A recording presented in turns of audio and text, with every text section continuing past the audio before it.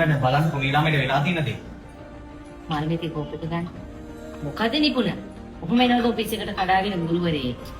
හරි දැන් කියන්නකො මේ ළමයි මොකද වෙලා තියෙන්නේ?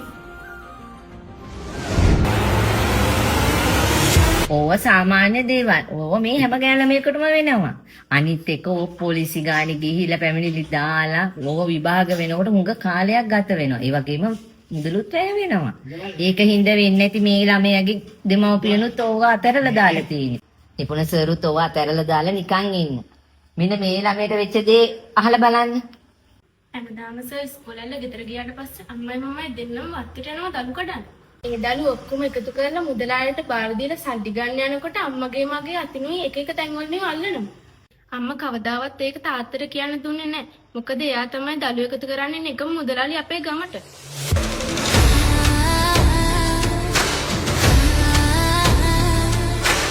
ඇත්තටම සර් ඔයිට වඩා ප්‍රශ්න මට සිද්ධ වෙලා තියෙනවා.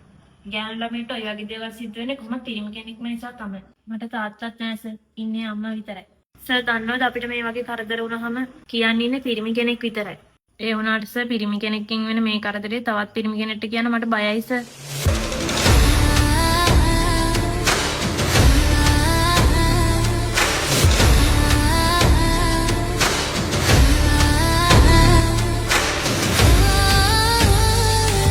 ඒ පැටියෝ සර් මෙතනින් ඇල්ලුවත් අරදීද?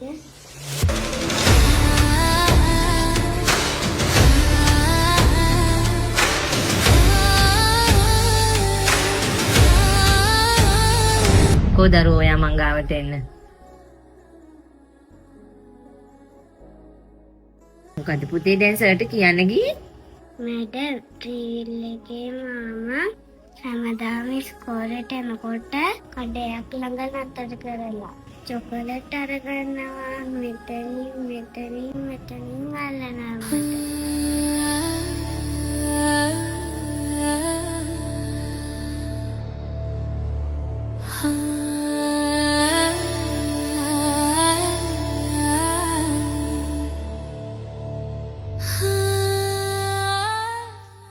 දැන් ඔයාලට සතුටුද මැඩම්? බලන්න මේක කොතනින් පටන් අරන් කොතනින්ද ඉවරුනේ කියලා. දැන් මේ චූටි එක්කෙනාටත් කියන්න හදන්නේ ට්‍රීවිල් එකේ අංකල් අල්ලනකොට ඉවසගෙන ඉන්නේ කියලාද? ලොකුනහම මේ දේවල් වලට මුහුණ දෙන්න වෙනවා. ඒක නිසා දැන් ඉඳන් ඉවසන්න පුරුදු වෙන්නේ කියලාද?